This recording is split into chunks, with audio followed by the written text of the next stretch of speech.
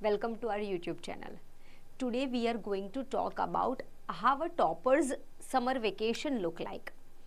See, a topper doesn't receive good grades or excellent grades on the day of results. You cannot win a trophy on the day of competition. You have to start practicing it before. Similarly, in your academics also, you get summer break, आपको summer vacation आता है, you start getting lazy, you start wasting time, and then all of a sudden in the month of June and July, you are ambushed with a huge amount of syllabus और जो आपके control के बाहर हो जाता है. तो जब ये टाइम है, I will help you to categorize your holidays so that you don't miss out on your studies also and you do not miss out on your fun.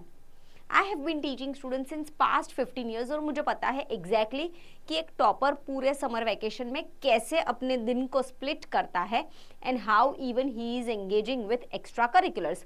तो let us see कि कैसे आपको routine करना है so that it becomes easy for you to score throughout. Fine.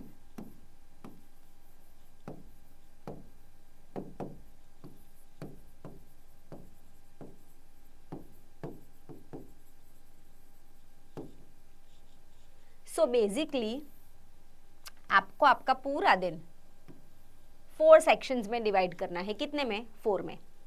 First is going to be tough subject. Another section is going to be for easy subject. Third, it is going to be for revision. And fourth, it is going to be for fun and family. ये every day ये 4 categories में you have to keep on working. Now, what do you mean by tough subject? किसी के लिए वो subject हो सकता है साइंस, किसी के लिए हो सकता है मैथमेटिक्स, किसी के लिए हो सकता है सोशल्स और किसी के लिए हो सकता है languages which is Hindi, Sanskrit और इंग्लिश. सिमिलरली आप सबको आपके इजी सब्जेक्ट्स भी पता है जो आपको इंटरेस्टिंग लगते हैं और जो हर बार जब भी आप पढ़ाई करने बैठते हो उसको ही तुरंत उसकी बुक लेते हो. Third part is revision because what you have been studying since April, since May, like whole May, you have to keep on revising only or else you will forget. And the fourth part is obviously your summer vacation part, जहाँ पे आप आपके दोस्तों के साथ जाके बाहर घूम सकते हो, आपकी फैमिली के साथ आप जा सकते हो. Now whenever you are at your most productive time of the day, किसी के लिए वो हो सकता है मॉर्निंग का time soon after waking up और किसी के लिए हो सकता है वो सनसेट वाला टाइम इन द इवनिंग और किसी के लिए हो सकता है वो night. So choose the time which suits you, which suits your study pattern. तो हर एक स्टूडेंट की 24 आवर्स में होते ही है ऐसे 2 आवर्स प्रोडक्टिव, उसको पहले तो पहचानना पड़ेगा. जैसे ही हमने उसको पहचान लिया, वो 2 आवर्स में आप आपके टफ सब्जेक्ट को एलोकेट कर लो. उसके अंदर do not give up, do not stand unless your 2 hours are passed. Keep your cell phones away, keep your notifications off, sit in your study room, sit in your study desk with water and required everything with a stomach full of nutritious breakfast, क्योंकि आपको बीच में खाने के लिए खड़ा नहीं होना है.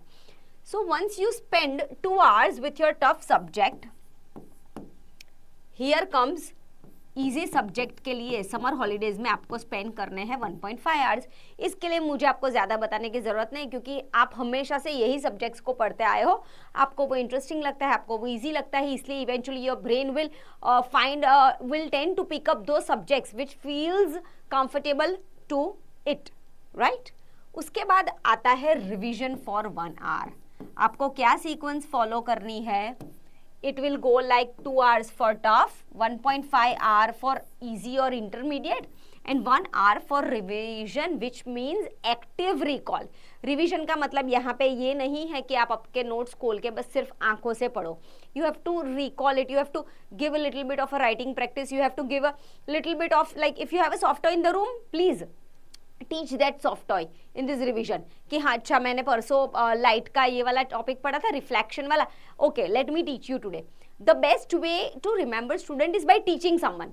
अगर वो कोई ना मिले, आपका दोस्त ना हो, आपके पीयर्स ना हो, आपके सिबलिंग्स ना हो, then teach a soft toy.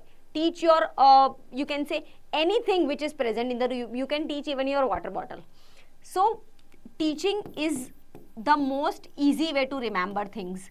तो आप रिवीजन के लिए वो कर सकते हो। रिवीजन के लिए आपको पैसिव यूट्यूब के लेक्चर्स नहीं देखने हैं, आपको आपकी मेमोरी को कॉन्स्टेंटली एंगेज करना है आपके एक्टिव रिकॉल में, ताकि you are able to write your answers. Revision can also include some practicing of writing skills in English, in Hindi, in language subjects. It can also include practicing of your grammar concepts. और उसके बाद आता है fun और family का part, जिसके लिए मुझे आपको बताने की ज़रूरत नहीं है। और आपका अगर स्क्रीन कंजम्पशन है तो वो भी यही टाइम में आ जाएगा। You don't have to take your cell phone while you are navigating this 3 sessions।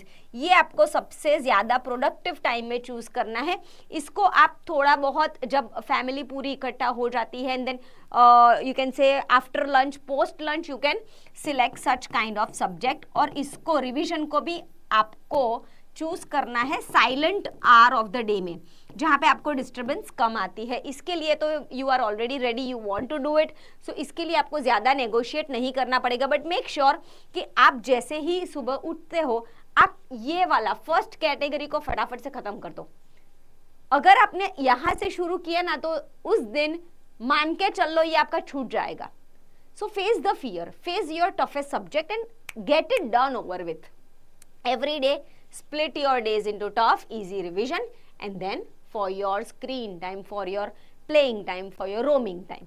I hope this helps. I hope you follow this and come back and tell me how did it go with you. Thank you.